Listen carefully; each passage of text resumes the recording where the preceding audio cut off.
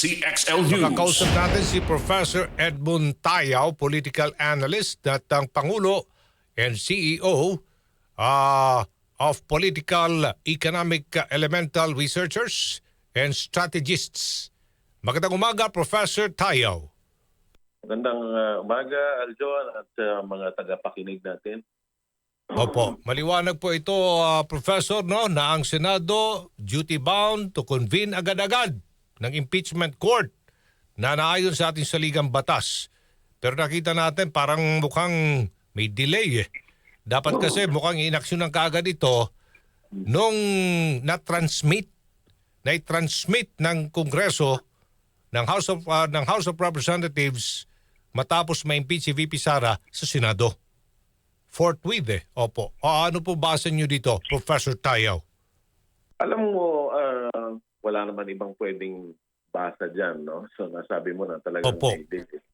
Ang tingin ko dyan, no? Nung ang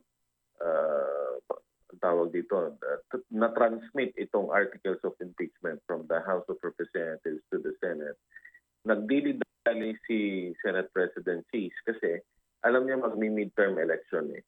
So, dahil magmi-midterm election, mababago ang composition ng Senado at ibig sabihin, dahil siya ay kakahalal lang na Senate President, wala pang isang taon, ibig sabihin meron ding tanong kung mananatili siyang Senate President o hindi. Now, judging from the political history of Senator Cheese Escudero, survivor yan, no? So, naninimbang kung saan ba siya papanig, sa kaliwa ba o sa kanan. So, kaya niya dinelay. Ang sistema nito, pagkatapos ng midterm election, ang tingin ng karamihan, nanalo ang grupo ng mga Duterte, which is actually not true, no? Medyo mas mahabang explanation yan. Pero simple na lang natin. Dahil inendorso ni BP Inday, si Senator-elect Camille Villar at si Senator Amy Marcos, ang tingin na nila very potent pa din ang popularity ni Vice President Inday, Sara Duterte. Ang hindi nila naintindihan, bago pa inendorse si Senator-elect Villar at Senator Marcos, Amy Marcos, inendorso na rin niya yung buong slate ng Duterte. Kung ganun talaga kalakas ang endorsement power at ganun talaga kalakas ang following ng mga Duterte, di dapat nanalo yung 10 yung buong slate. Hindi mo naman pwedeng sabihin hindi kilala yung mga miyembro nung slate na yon, no? Isa lang ang hindi kilala doon, na abogado din, si Attorney J.V. Hinlo. Lahat yon kilala yon. So to make the long story short, kaya nanalo ang Camille Villar at ang Amy Marcos kasi Villar at Marcos yan. Meron ng pondo, kumbaga. Alam mo naman ang name recall at alam mo naman ang matagal na sa politika ang pangalan Villar at Marcos, may makinarya na yan. At dahil ang paniwala ng karamihan kasama na si Senate President Cheese Escudero, malakas ang Duterte, pumapanig na siya ngayon doon sa grupo ng Duterte na ang plano ay patayin yung impeachment na hindi man lang nagsisimula. Yun ang talagang pwede mong basa dyan. Kasama na rin dyan si natalong Senator Tolentino. Hindi mo maintindihan kung anong gusto niyang mangyari. Last week, biglang nagpalabas siya na ang tawag dito, functionally dismissed yung termino niya. Wala namang ganun sa saligang batas. Ngayon na naglabas ng mga napaka-klaro, no? Sabi nga sa English, incontrovertible. Hindi mo madidebate, hindi mo madedeny ng mga legal opinion. Ngayon sila naghahanap, parang alam mo yun, parang nagulat at hindi nila alam kung ano gagawin nila. Kasi wala nang pwedeng logical reason not to move forward, including the spillover of the trial, no, to the 20th Congress. Klaro yan, no, kahit na sinong kahit na sinong abogado. Kaya lang, mahirap talagang mag-abogado sa alanganing posisyon, lalong-lalo na kung yung nag-aabogado sa iyo hindi naman abogado, Mhm. no? O kaya kulang na abogado. Yun ang sitwasyon po natin ngayon. Ang kaduluduluhan nito, Aljo, sa totoo lang, dapat maintindihan nila, no, na itong pagdinig ng impeachment at paghatol nito, ano man ang mangyari, i-dismiss man nila o ituloy, ang kaduluduluhan, hindi naman Senado ang magdidesisyon dito, ang Taong bayan. Kaya din naghihintay ang taong bayan. Tandaan po natin lahat, hindi po ito unang impeachment. Nung na-impeach po ang dating Pangulong Erap Estrada, ang mayorya din po sa Senado ay kakampi ng dating Pangulong Estrada. At alam nyo na nangyari, merong brown envelope containing all the evidences. Nagbotohan sila. Isipin mo na lang kung gaano ka petty. No? Kailangan pang pagbotohan kung bubuksan yung brown envelope o hindi. Mhm. Bumoto silang hindi buksan ang brown envelope at alam nyo na ang nangyari. Hindi na natuloy yung impeachment kasi nagkaroon ng EDSA. Ngayon, hindi magkakaroon ng EDSA kasi vice-presidente lang naman yung ini-impeach. Pero kung ang plano nila siguruhing manalo ang Inday Sara sa 2028, ang kailangan nilang gawin mapatunayan na mali at walang kapararakan, walang rason kung bakit may mga paratang na ganyan kay BP Inday. Kung hindi nila masasagot yung mga paratang na yan, tapos na yung political career ni BP Inday. Mhm. May nakikita ba kayong no trial scenario? Actually, yun ang ipinipilit nila Hindi ba't meron ng resolusyon si Senator Bato at ngayon meron na namang resolusyon si Senator Robin Padilla. Mga magagaling na miyembro ng Senado yan, Aljo. Mhm. So, kaya kailangan pakinggan nating mabuti kung meron mang nilalaman yung kanilang mga resolusyon. Pero just the same, malalakas ang loob maglabas ng mga ganong resolusyon. So, tingnan natin. Ito bang no trial scenario na ito, marami na nagsasabi, hindi pwede yan.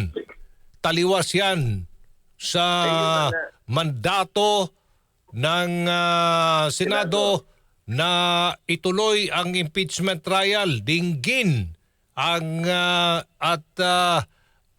tawag nito at ipresenta ang mga ebidensya, dinggin talaga. Due process, ika nga, to hear and decide the case.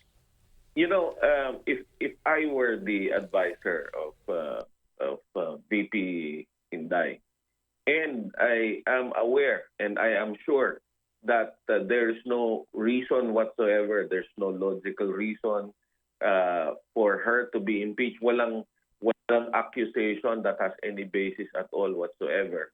Matagal nang dapat na-resolve yan, Aljon. Kasi sa totoo lang, it would have been an opportunity for her to